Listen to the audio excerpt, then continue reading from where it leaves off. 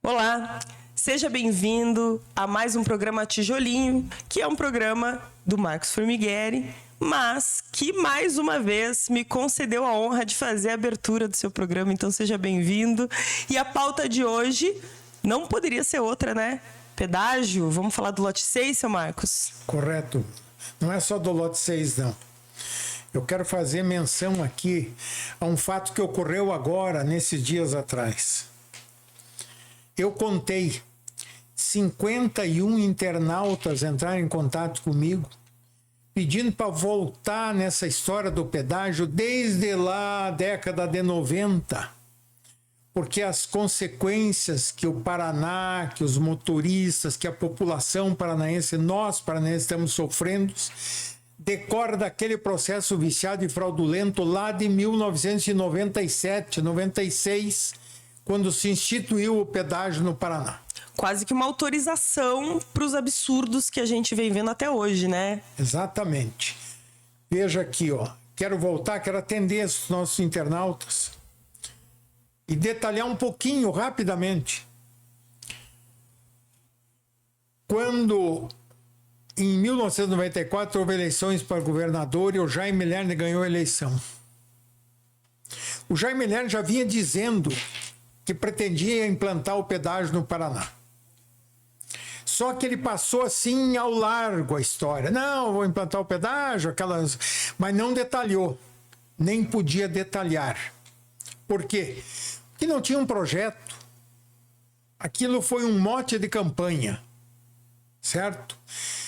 Mas se houvesse um projeto, se a coisa fosse tratada com seriedade, o que deveria ter acontecido? Olha, vamos implantar o pedágio. No Paraná, cobra-se IPVA. O IPVA é o imposto destinado à manutenção, à ampliação, à melhoria de rodovias. Então, em todas as rodovias que forem pedagiadas, nós vamos estabelecer a porcentagem delas com relação à malha rodoviária do Estado. E, se for 40%, como realmente foi 40%, o anel de integração, vamos descontar ou reduzir em 40% o IPVA.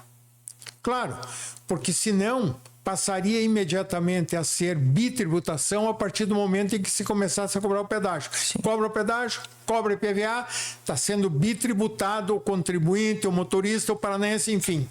Bom, esta foi a primeira sacanagem. Não se falou em IPVA, redução de IPVA, nada disso. Ao contrário, continuou se cobrando e ao longo dos anos aumentou-se a alíquota do IPVA.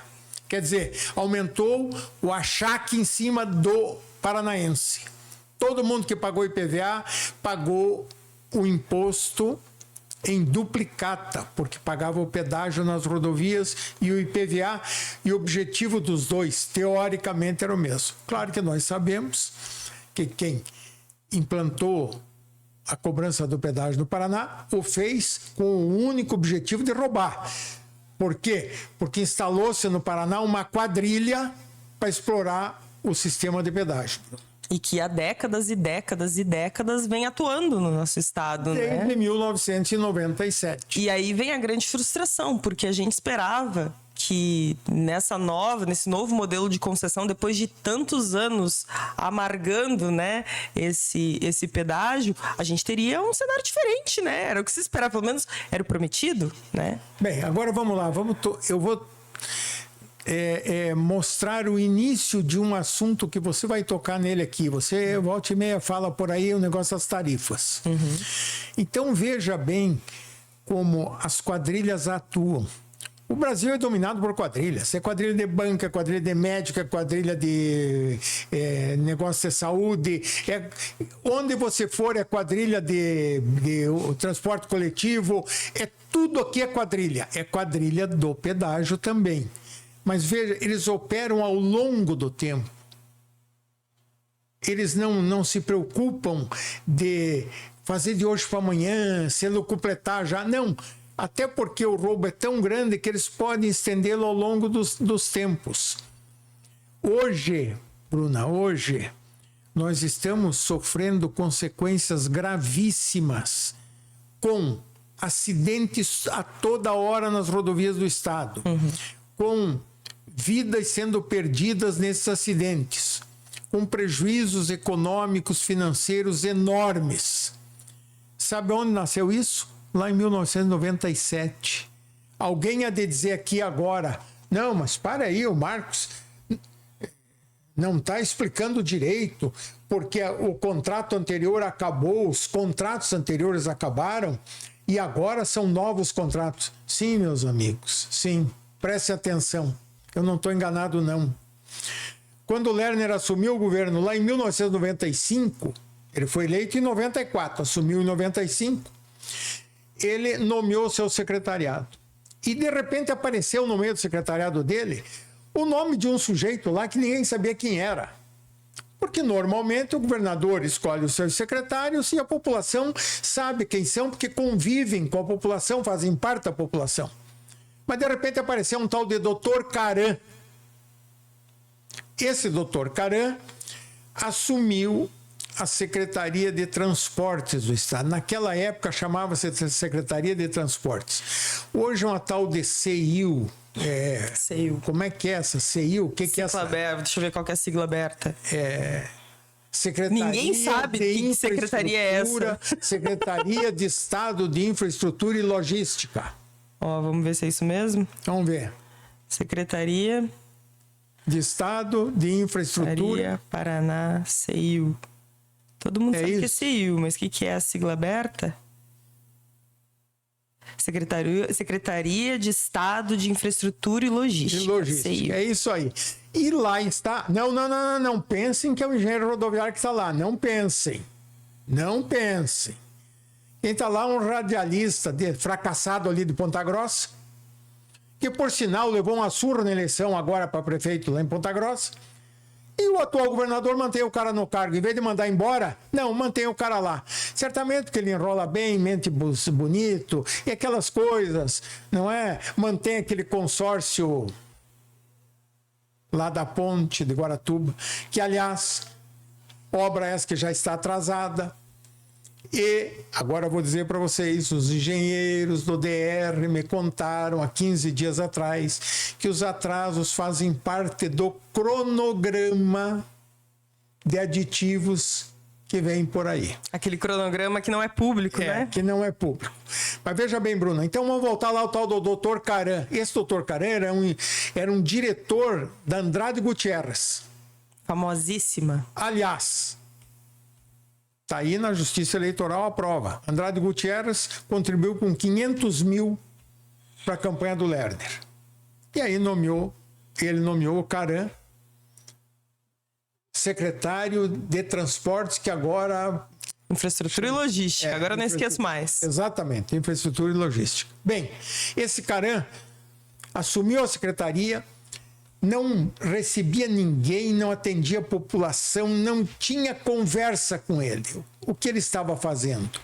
Ele estava formatando a licitação do pedágio e, claro, que trazendo lá de São Paulo a minuta do contrato. Então, o que aconteceu? Dali a pouco, licitaram o pedágio.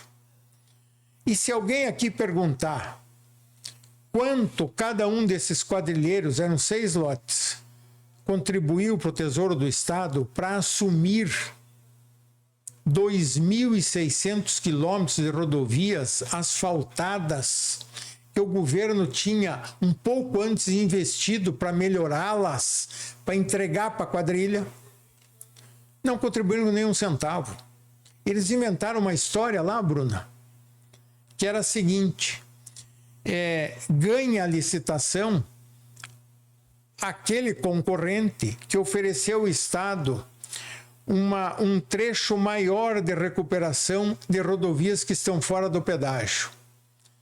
Então, veja bem, eles se combinam, como agora, está tudo combinado agora. Quadrilha, eles se combinaram, dividiram os trechos e um cobria o outro, para que ele ganhasse o contrato do trecho que ele estava disputando, com a menor oferta de recuperação de rodovias fora do pedágio. E daí o pior, como o DR não podia fiscalizar, como o DR não fiscalizou durante os 23 anos de roubalheira de pedágio do Paraná, eles também já não cumpriram o que eles prometeram. Então não existe nenhuma rodovia fora daquelas pedagiadas que foi recuperada por eles. Nada! Largaram mão lá. Claro. Eu acho que a quadrilha até tem razão. Quem paga 2%, quem pagou 2% da receita bruta do pedágio de propina, podia fazer o que quisesse. Aliás, não era só dono da concessão, era dono da secretaria, do DR, de tudo. Eles mandavam em tudo. E toda vez que um funcionário, volto a repetir, um engenheiro, tentava fiscalizar, tentava ver o cumprimento do contrato, recebia uma ordem de cima. Cala a boca e sai daí, porque senão você vai ser demitido. Era assim que funcionava, foi assim que funcionou durante os 23 anos, Bruna, que eles exploraram. Mas vamos voltar lá no Caram de novo. O que o Caram fez? O Caram fez uma licitação direcionada, fraudulenta, e os ganhadores, que todo mundo já sabia quem eram, inclusive Andrade Gutierrez, não é? Aqui no Oeste foi o Macri que ganhou, tio do ex-presidente da Argentina. Tá? E alguém ia te perguntar, mas o Macri lá da Argentina, o que tem a ver aqui? Eu fui testemunha de uma conversa lá em Curitiba, do Macri e de um contador dele, 2 advogados dele, acertando um reajuste de tarifa.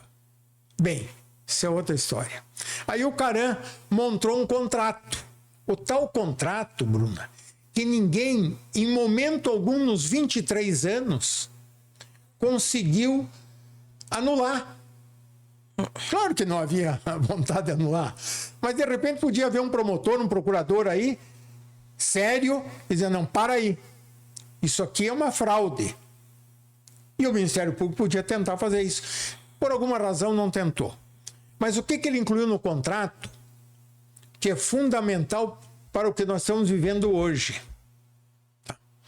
Ele incluiu uma fórmula de tarifas que até 2 anos depois, em 98, foi aperfeiçoada, em que a correção das tarifas contava com o assentimento total do Estado, que era o poder concedente, imagine isso, né? E em 98, quando o Lerner praticou aquele estelionato eleitoral, aquele absurdo, reduziu as tarifas por decreto em 50%, ganhou a eleição e em seguida permitiu que as tarifas voltassem aos valores de então, acrescentado do tal degrau tarifário. Mas aí um parêntese, a história de certa forma se repete, né? Claro. Não, a gente viveu uma coisa muito melhor. Isso, não, eu vou chegar aí já, Bruna, para explicar para os nossos internautas por que hoje nós sofremos as consequências daquela sacanagem lá de trás. Ora, aí inventaram o tal degrau tarifário em 1998 para contentar a quadrilha, que concordou em reduzir a tarifa em 50%, para o Lerner enganar os eleitores paranaenses, ganhar a reeleição, e em seguida veio a recuperação tarifária e a aplicação dos degraus tarifários. Bom, os degraus tarifários, quando eles criaram, eles inventaram uma desculpinha lá. Não, aplica-se o degrau tarifário até a recuperação das tarifas que foram reduzidas antes da eleição. Eu acho que em 2, 3, 5 anos recuperaria. Acontece que o degrau tarifário foi aplicado até o fim do contrato 23 anos depois. Sacanagem. Essa é mais uma prova de que a propina correu solta. 2% da receita bruta do pedágio.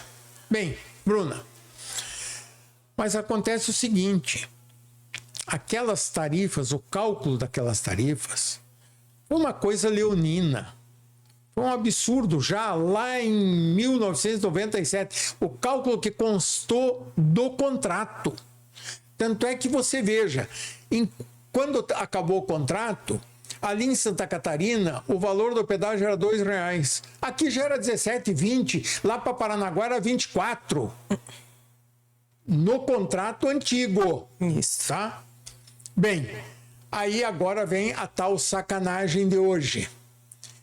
Eu fui ver detalhadamente, porque eu comecei a prestar atenção nas denúncias que nos chegam com relação a essa barbaridade da contratação do pedágio no Paraná.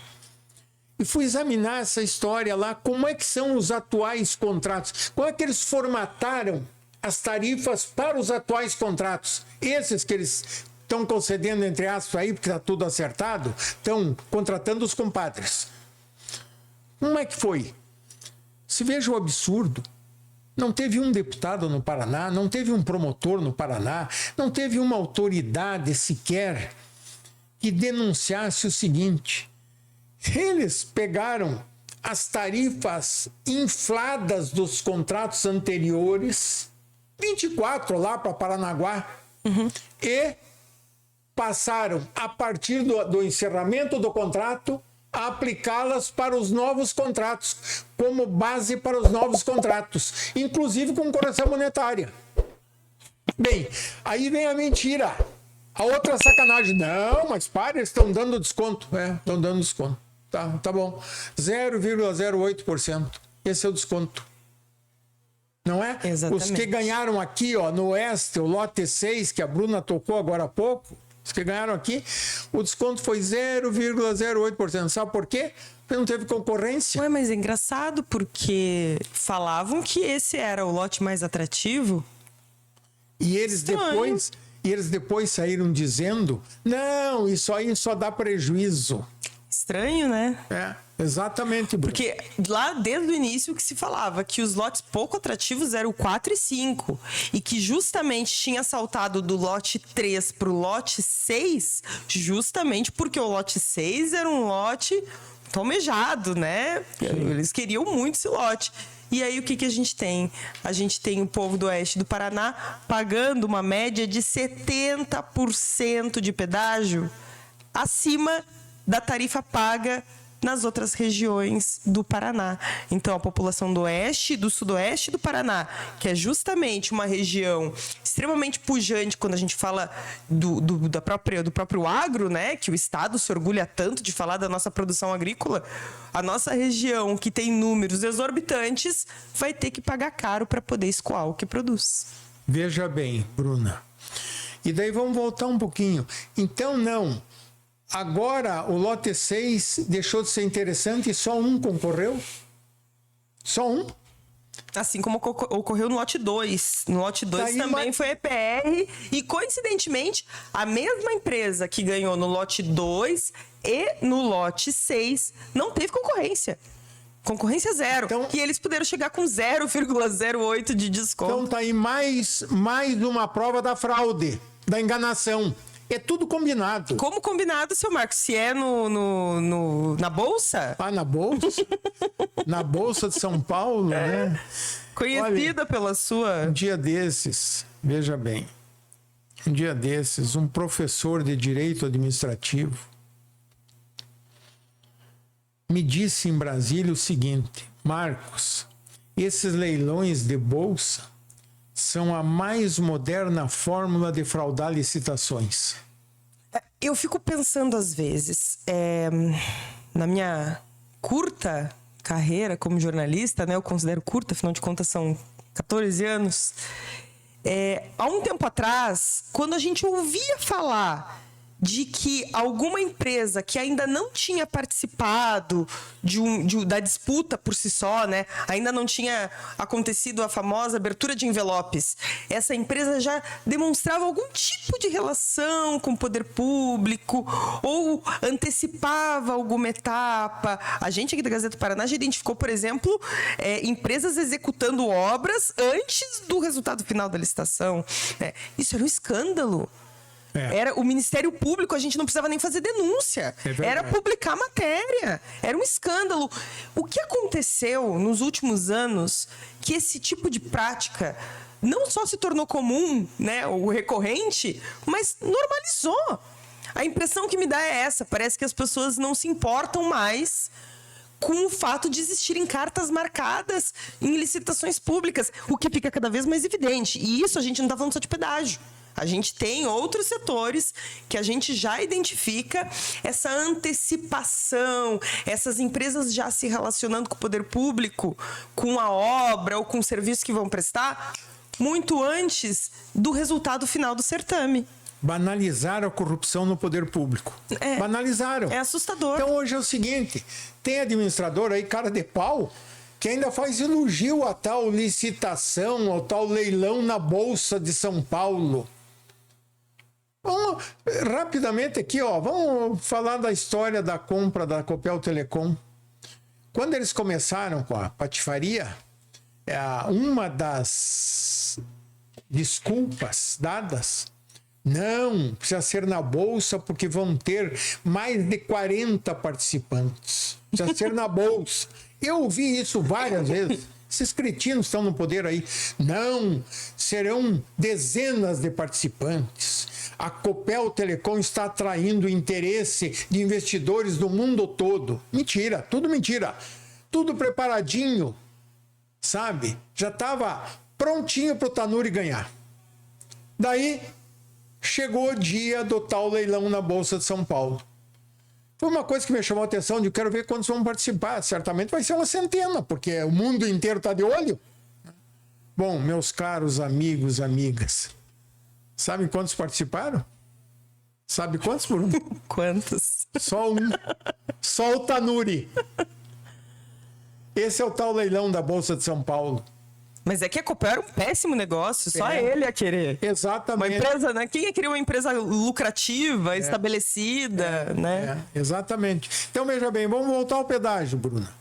Daí, então, a fórmula de aplicação da tarifa é baseada na última tarifa do contrato anterior, aquela roubalheira montada lá, e do dia em que acabou o contrato até o dia do novo contrato, Bruna, pega-se aquele valor e aplica-se correção monetária.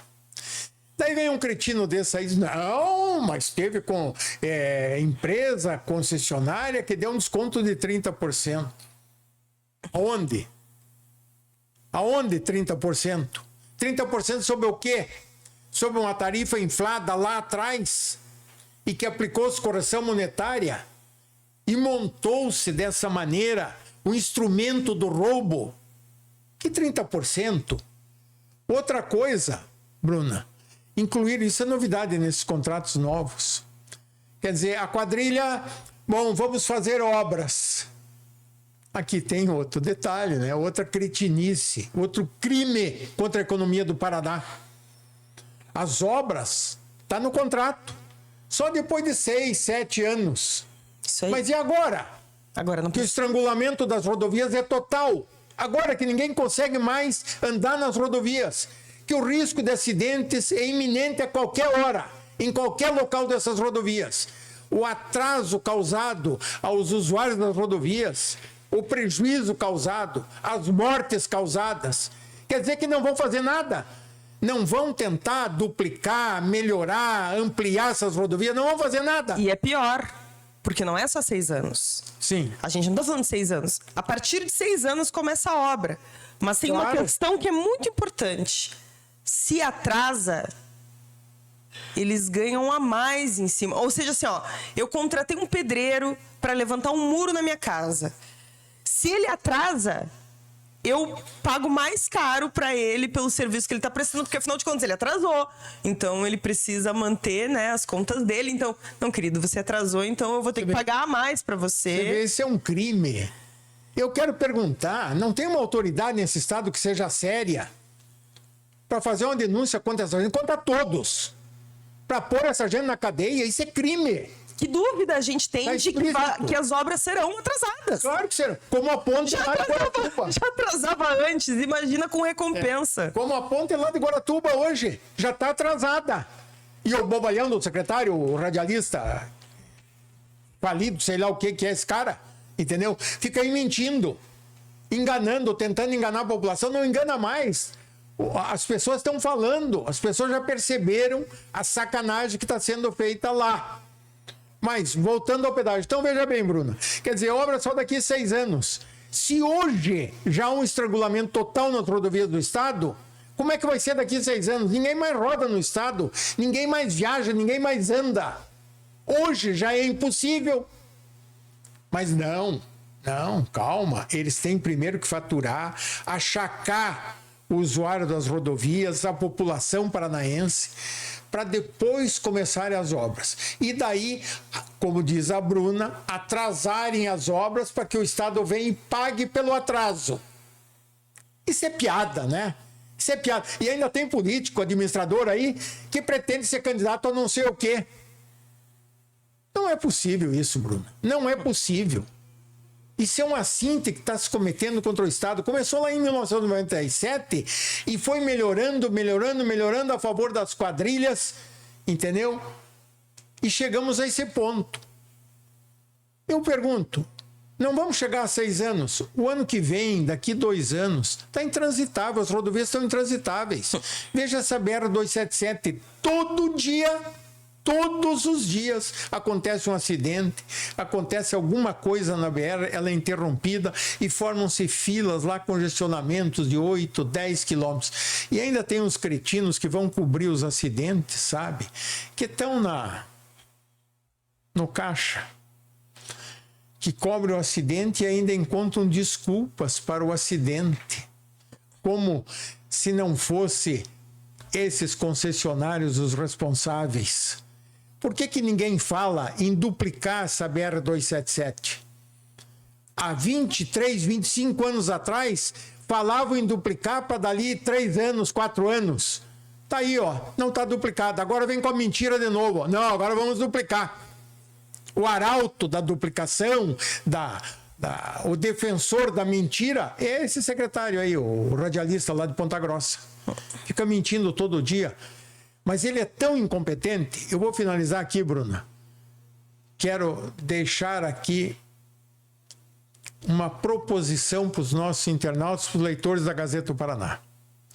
Esse secretário é tão incompetente, que se você... Vamos pegar 3 grandes cidades do Paraná. Vamos pegar Ponta Grossa, a cidade dele. Uhum. Vamos pegar Maringá e Cascavel. Tá. Pronto, tá? Os contornos dessas 3 cidades são uma tragédia. O contorno, por exemplo, lá de Ponta Grossa, é uma coisa impressionante o quanto a estrada está deteriorada. Tem buraco esperando outro buraco para entrar na rodovia.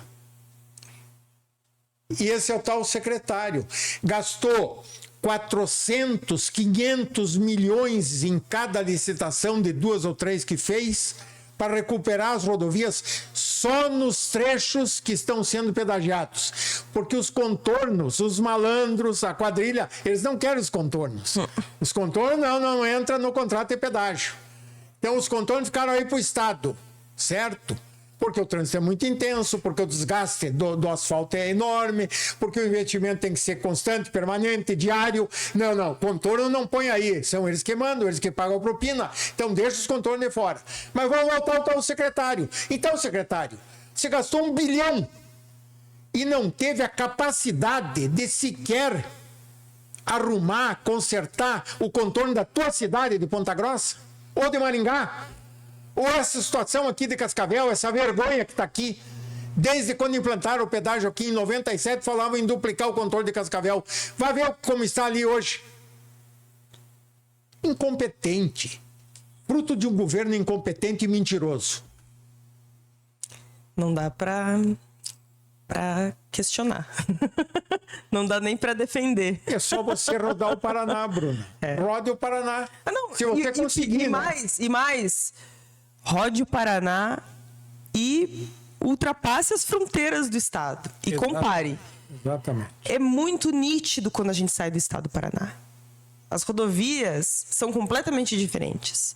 Ah, você está querendo dizer que as rodovias de Santa Catarina, Rio Grande do Sul, são perfeitas? Não, claro que não. Mas é muito nítido quando a gente está no Paraná. Porque aqui a situação é muito mais complicada. A gente vê tanto trecho de rodovia sem acostamento, tapada no buraco. Quando a gente pega e fala de oeste e sudoeste, é um trecho que eu percorro bastante há muitos anos, afinal de contas morei por muitos anos no sudoeste. A gente vê, tem regiões que é sempre assim. Pega ali Quedas do Iguaçu, ali no entorno de Palmas. É buraco, buraco, buraco. E aí a gente pensa assim, ah não, mas não é tudo culpa do pedágio. Tá, mas a gente tem que pensar que o pedágio, ele faz parte de uma estratégia para garantir as condições de uso das rodovias que cortam o estado do Paraná, né? Tanto as estaduais quanto as federais. Quando fala de pedágio, a gente está falando de federal, porque hoje são, né? Todas elas foram passadas para o governo federal. Agora, se eles não conseguem pensar estrategicamente para que o pedágio atenda o que eles não conseguem atender, porque na verdade a gente sabe que conseguiria, não tem interesse de atender, e garantir suporte para os outros trechos de rodovia, o que a gente pode esperar? Né? A gente, como o senhor mesmo mencionou, as notícias de acidentes e mais acidentes e vidas ceifadas são recorrentes. E o governo do estado chegou um momento que ele precisa se responsabilizar por isso. Ele precisa tomar para si a responsabilidade das rodovias e falar, não, vamos resolver esse problema. Só que o que a gente vê, sobretudo quando a gente olha a fotografia, a gente vê uma felicidade muito grande em cada resultado de leilão. Claro. Parece carnaval. Claro, Bruno. Parece carnaval, é impressionante. É só eu convido os nossos leitores, os nossos internautas, para que procurem a Agência Estadual de Notícias e procure as notícias referentes aos resultados dos pedágios, dos leilões, né? Para concessão dos pedágios dos diferentes lotes aqui no estado do Paraná. Vocês vão se surpreender com as fotografias. Não é Copa do Mundo, é resultado de leilão. Mas está todo mundo muito feliz, como se fosse Brasil campeão mundial, como há muito tempo não vemos. Porque nós sabemos o que vem em seguida, né, Bruna? É. Nós sabemos o que cada um desses alegres vai receber. Às custas do povo do Paraná. Já estão falando, já me disseram, Marcos, o esquema de propina é o mesmo, é 2% da receita bruta. Mas esses novos contratos de concessão, eles são piores do que os que a gente tinha. Piores. Eles são piores, porque eles são ainda mais escancarados no benefício das concessionárias. Eles pioraram os anteriores que já eram muito ruins. Exatamente, eles pioraram. Então, o que a gente tem aí... E detalhe, é mais tempo de concessão, né? Aí é aquela tal história. A Assembleia do Paraná diz que as rodovias paranaenses serão concessionadas por 30 anos. Mas puseram uma vírgula, podendo estender-se até 60. E aí vem uma outra coisa, viu, Bruno? Uma outra pergunta que está na minha cabeça.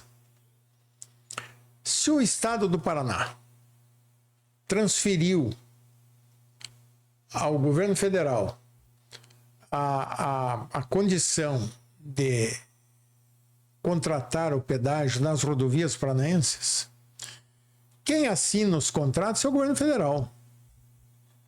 O que o governo do Paraná faz lá? O que eles estão fazendo lá? Uma boa pergunta. Entendeu? Por que quem está na foto com um martelo ali? Vão lá festejar. O que eles estão fazendo lá? Não é? Agora é muita cretinice, muita cara de pau. Aliás, deixa eu abrir um parentezinho aqui. Um dia desses, eu parei num posto de gasolina. E veio me atender um rapaz lá. Aí demorou um pouquinho, porque tinha um cara na frente, eu fiquei parado atrás, ele veio, pediu desculpas, já, o trânsito está intenso, já vou lhe atender. Tá. Aí ele foi dizer, você é da onde? Sou de Cascavel. Você é de Cascavel? Daí ele foi só, o posto era na rodovia, sim. Ele disse, olha como está o trânsito aí na rodovia. Está insuportável, não dá mais para andar. Eu olhei e digo, eu não quero nem falar, porque eu não consigo entender isso aí. Ele foi e disse, não, frentista de posto de gasolina. Ele disse, você sabe de uma coisa? Nós paranaenses que usamos essas rodovias, nós somos eunucos morais. Tá mentindo? Não tá mentindo. É bem isso. Daí, Bruna, eu cheguei aqui no jornal e digo, não, para, essa história de eunuco é coisa lá do Império Romano. Sim. O imperador castrava para que o sujeito passasse a ser subserviente, perdesse a vontade, não é? Então não reclama mais de nada, e tá ali e tal. Aí eu juntei um pouco da história com o que o rapaz tinha me dito lá no posto de gasolina. Sim, nós somos eunucos morais. Basta fazer o que a Bruna acabou de dizer aqui. Passe a divisa do estado e veja como é que são as rodovias do lado de lá, de baixo ou de cima, Santa Catarina ou São Paulo, e chegue numa praça de pedágio e pague o pedágio. Você sai daqui pagando 20 e chega ali pagando 2, 3. Entendeu? E por que nós não reagimos? Porque nós estamos quietos. Por quê? Eu quero saber por quê. Porque, afinal de contas, o poder emana do povo. O povo tem que fazer com que o poder seja exercido em proveito de todos, não de quadrilhas. Essa questão de eunuco morais, viu, Bruno? Acho que nós devíamos escrever um pouquinho sobre isso. Tá? Isso vale para o estado como um todo e vale para essas cidades aí em que os motoristas estão sendo assaltados nesta roubalheira, nessa fraude vergonhosa, que é a exploração também dos radares nas rodovias, nas ruas. Porque nós, motoristas, eu me incluo entre eles, nós somos eunucos morais mesmo, sabe? Não temos vergonha. Nós aceitamos sermos roubados e o pior de tudo, esses cínicos ainda dão risada na nossa cara. Você acabou de falar isso. E agora é um bom momento pra gente falar sobre isso e um bom momento de confirmar isso que a gente tá falando. Muita gente agora, final de ano, Natal, Ano Novo, pega a sua família, coloca dentro de um carro e vai pro litoral. As pessoas que já fizeram nos últimos... Acho que os últimos 2 anos que o negócio ficou muito ruim, sabem o caos que é tentar... Sobretudo, nem tanto ir, mas voltar do litoral. Correto. Virou assim, ó, uma tarefa. O que você faria em 10 horas, você leva 16. É uma falta de respeito. Você tá com a sua família, você tá com criança pequena, tá calor. Aí você tá com medo porque as rodovias não são seguras. A gente vê acidente. Tudo parado. Então, sobretudo num momento, lógico, as pessoas estão trabalhando, elas também precisam ter segurança para poder trabalhar, utilizar a rodovia para ir para o seu trabalho, né? Mas quando a gente pensa num momento como esse, onde muitas pessoas precisam recorrer à rodovia para ter o seu único momento do ano de poder descansar com a sua família e não ter a dignidade de uma rodovia que funcione, faltam palavras para descrever o desrespeito com o povo paranaense. Não, é uma tragédia. É uma tragédia. É uma tragédia. Para a população, isso é uma tragédia. Sabe? Por isso que eu volto a insistir aqui. Depois que aquele rapaz me falou lá, eu comecei a pensar, nós somos realmente eunucos morais. Nós aceitamos todo esse tipo de coisa, essa agressão contra nós todos, partindo de quadrilhas. E de quem protege essas quadrilhas que está no governo, e ficamos quietos. Vamos ficar quietos. Se veja, Bruna, você falou em quem pega a família e vai para o litoral, vai para algum lugar tal, tirar férias. E os milhares de caminhões que transitam nas rodovias, que os caminhoneiros são obrigados a utilizá-las, porque aquilo lá é fonte de renda deles. Exatamente. Eles sobrevivem utilizando o caminhão. E você vê, eu tô cansado de ver nas viagens que eu faço, filas de caminhões de 10, 15 quilômetros. Pelo amor de Deus, o que é isso? E ninguém fala, não é? Os nossos coleguinhas... Bom, não quero falar deles. É. Senão a pauta se estica muito, né? Mas a gente até é interessante trazer essa questão, porque faz tempo que a gente não conversa. A gente tinha o presidente do sindicato dos caminhoneiros aqui de Cascavel, que a gente conversava muito com ele. Pelo menos uma vez no mês a gente estava ali conversando com ele. E ele relatava muito essas dificuldades relacionadas ao ofício dos caminhoneiros, porque não se resume só ao incômodo de ter que esperar, né? Ou ao que é muito grande, que é o risco de vida que eles correm, né? Trabalhando todos os dias. Mas, inclusive, na condição de ganho deles. Porque se eles demoram, por exemplo, para fazer determinada entrega, diminui a rentabilidade deles. Exatamente. Porque é menos entrega que eles vão fazer. Exatamente. Né? Isso sem falar perda. Quando a gente pega, por exemplo, tá o caminhão. O caminhão tá cheio de grão. E aí ele anda por uma estrada que é esburacada, o que vai acontecer com o grão que tá dentro do caminhão? Cair. Vai caindo. Vai cair. E vai quebrar a roda, e vai estourar o pneu, e a suspensão do caminhão você vai, o freio também, e por aí em diante. O prejuízo não para, né? A gente começa a contabilizar e não tem fim. Mas tem gente que não tá tomando prejuízo, não. Tem gente que não toma prejuízo. Quem entra em 2% da receita bruta do pedágio recebendo propina, esse tá louco de alegre. Corre na Bolsa de São Paulo, bateu o martelo. Ou quem vence concessão, não cumpre contrato e depois assina um acordo... Não gosto de usar palavras fortes, não sou... Mas use. Mas vou usar um acordo cretino com o Ministério Público Federal, né? E segue sua vida, inclusive, né? Inclusive, a gente tem alguns nomes, né? Que são velhos conhecidos, né? Como o Rodonorte, que assume uma roupa, compra uma roupa diferente, né?